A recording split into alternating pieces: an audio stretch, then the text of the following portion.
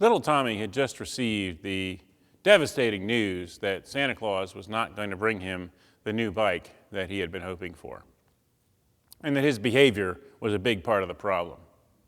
Well, Tommy went to his room and slammed the door and trying to think of who he could appeal this decision to. And he decided that he would write to baby Jesus.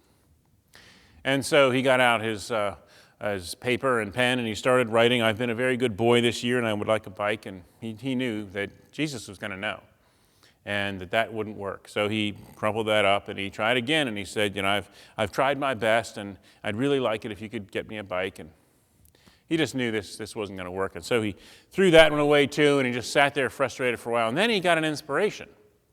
And he went to the family's manger scene and he took the statue of Mary from there. He wrapped it up in an old sock and hid it in his drawer, and he started his letter. "Dear Jesus, if you ever want to see your mother again." Now, we know that there is a special connection between Jesus and his mother. I mean, of course there would be. I mean, there is between every mother and child these kinds of connections that make them special and unique. And when I talked to a Catholic nun one time, and she was helping me to try to understand the statues of Mary that are in Catholic churches and the prominent place that she holds there. And what she was trying to say to me was that they don't pray to Mary, they pray through Mary. And so that, Mary, being alive as, in the afterlife, would be able to take the prayers that people brought to her and she could present them in a way that Jesus would appreciate them. And so that was the way that they were thinking about it. And after I heard it described that way, I didn't have nearly as many problems as I had with the way in which people of certain persuasions, address Mary. And I didn't worry anymore that they thought that she was God or that she could answer prayers or any of those kinds of things. Certainly, there is this special connection, and that is what all that is about. And those who rely upon that special connection hopefully do it in a way better than little Tommy did, hoping to use blackmail to get Jesus to do what he wanted him to do. Now, we hear just a little bit about Mary, and of course we wish it was more. And there are those who have decided that we do know more about this, but all I know is here in the Scriptures, just a little bit. In the 6th month, the angel Gabriel was sent by God to a town in Galilee called Nazareth, to a virgin engaged to a man whose name was Joseph of the house of David. So we know a few things. Nazareth is a backwater town of no great importance. And for the Messiah's mother to be called from that place rather than from a more important place like Jerusalem, well, it says something about God's connection to the poor, God's connection to those who consider themselves of no importance and to be outcasts and so forth like that. And it mentions that she is a virgin engaged to a man whose name was Joseph, and so she's not married yet. And that was a big deal back then. We may not see it as quite the same big deal today as they did, but it is in even American history that this could be of tremendous importance to have a child before the official time of a marriage. And so she's under a particular strain because of that. And definitely that would be something that would have stayed on her mind. And it was on Joseph's mind too. We hear about it later that, Joseph even considered breaking off the engagement because of this child. But then the angel who has come to Mary also comes to Joseph and explains the situation. So we know the town. We know that she is a virgin engaged to be married. And we know that Joseph is from the house of David. We also find out in another place that Mary is too. So this was the line of the kings.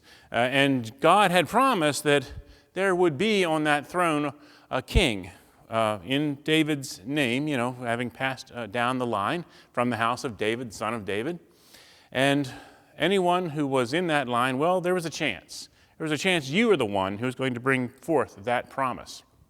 And that promise staying alive was very important to the people of Israel, that they knew that God was going to one day arrive in a powerful way. And now the moment is coming. So the angel comes, And he came to her and he said, "Greetings, favored one, the Lord is with you." So little, so few words here. Favored one. Well, why is she the favored one? Well, some have, very grand theories about exactly how she was favored. But again, the scriptures don't back that particularly. We only know that she is the favored one. But I prefer to see it in terms of grace, that God loved her, whether she did anything to deserve it or not, just as he loves us, whether we did anything that would particularly put us in God's good favor or not. God just chooses to love us because that's just the kind of person that God is. God just naturally loves all of us and is happy to do all that he can to make our lives better and to give us the kind of mission that will give us a place where we understand who we are and why we're here. And when we live out that mission, well, it helps us to draw closer to God, draw closer to our fellow human beings, and to live out a life that is fruitful and productive. Sometimes that mission is hard to find. Other times it's quite obvious. Greetings, favored one, the Lord is with you. And so he offers her a promise right at the beginning. And it's one she's going to need, to know that the Lord is with her. Because very soon after the baby is born, we find that they have to run off to Egypt. And then when he's in his ministry, he is buffeted in many ways, and Mary is very concerned for her son, hoping that he won't be destroyed by these authorities. And then ultimately it does come to that. And Jesus is crucified in front of his mother Mary. We see him and her and disciple John all together right at the cross. And that has to have just cut her to the heart. But through it all, the Lord was with her.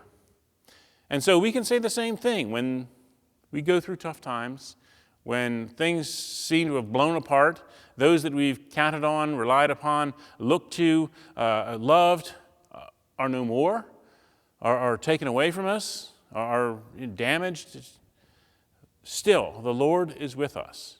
And we can count on that promise to carry us through the darkest of our own days and the darkest days of those who are around us. So she has this promise. She was much perplexed by his words and pondered what sort of greeting this might be. And the angel said to her, "Do not be afraid, Mary, for you have found favor with God."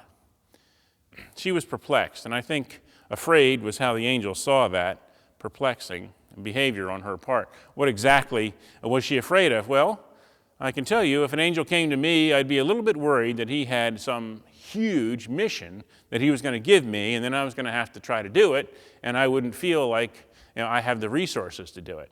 And I'm sure Mary, just being a teenage girl from a backwater town, didn't particularly feel like she would be really up to the kind of task that the angel is going to lay upon her. But certainly she did have exactly the right stuff, or God would not have chosen her. God knew when he gave her this mission that she could accomplish this mission. And when God comes to us and asks us to do a mission, it's natural for us to say, "Oh no, God, send somebody else. I'm slow of speech, or I've got this problem. I don't want to do that." All these reasons we may have. But if God comes to us with a mission in some way, shape, or form, God has already given us the blessings, the talents, the gifts to be able to accomplish that mission. And so it is wise for us to just accept that mission and then try to make the best of it. The angel said to her, "Do not be afraid, Mary, for you have found favor with God. And now you will conceive in your womb and bear a son, and you will name him Jesus." So that's the mission, the one that she is supposed to accomplish. Not just to bear a child, but also to bring him up in the way of the Lord as best she knew how, and to walk alongside him as long as she possibly could.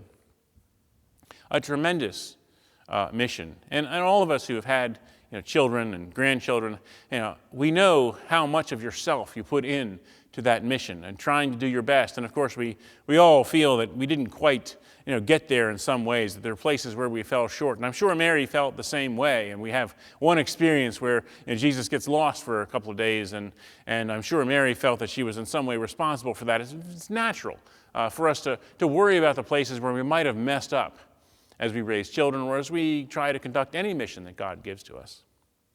But those are just part of the whole system. And as we just do our best and keep going, keep doing the best that we know how, and keep relying on God and knowing that God is with us, we will find our way through the mission that God gives to us. He will be great, speaking of the son that she will have. Will be called the Son of the Most High, and the Lord God will give to him the throne of his ancestor David. He will reign over the house of Jacob forever, and of his kingdom there will be no end. Mary never got to see that. And many times we don't really get to see the fruits of our mission. The people that we've touched by the things that we've done, the gifts that we've given, or if we give something to someone or share some wisdom with someone, we may never see exactly what happened because of that. And Mary went to her grave not knowing exactly what this kingdom was going to look like. She knew that Jesus had died and been resurrected, but that was the last. The second coming was still not made entirely clear to her. And so this promise, it still stands, but it is not yet fulfilled, that of his kingdom there will be no end. Mary said to the angel, "How can this be since I am a virgin?" And of course that would naturally be the question of any young woman in that kind of situation. But she doesn't feel so defensive about it. She just wants to know how this is going to work. And it's natural for us to ask questions when we have a mission. Natural for us to wonder, well, how am I going to get from here to there, particularly when important things that are supposed to happen when this kind of thing rolls out haven't happened yet. How's this going to work? And so asking those questions is all right, as long as we don't get stuck in the questions and then ask follow-up questions and questions about the questions until our head just overflows with questions and we never get to the mission. If that's where Mary had ended up, it would have been a very bad thing indeed. But no, she just has this one question, and the angel puts her mind to rest on this. The Holy Spirit will come upon you, and the power of the Most High will overshadow you. Therefore, the child to be born will be holy. He will be called Son of God. And now your relative Elizabeth, in her old age, has also conceived a son, and this is the 6th month for her who is said to be barren, for nothing will be impossible with God. And so that explanation is probably somewhat above her head. A lot more than she was really ready to absorb, but it was an explanation that she was willing to accept on faith. And a lot of times we've just got to accept on faith that we have been given enough information, that we know the mission and we know the next step, so let's take it, and we hope that as we continue to live out our mission, then we'll get to the place that we're supposed to be going. Then Mary said, "Here am I, the servant of the Lord. Let it be with me according to your word." There is no better prayer in the Bible. Just a simple confession of faith on her part that God has given his word to her and that it will be accomplished. And she will merely be a servant in this. And she never takes any great role that we know about. She is always a servant, a servant raising up the child and supporting him in whatever way that might be. She never tries to aspire to some great station, although others have placed her in a great station. But that was never what she wanted to be, never how she conceived of herself. She conceived of herself as the servant of the Lord. And so if we also can hold on to that as our identity, servant of the Lord, that we are not entitled to all these great things. We have only been given these things because of grace.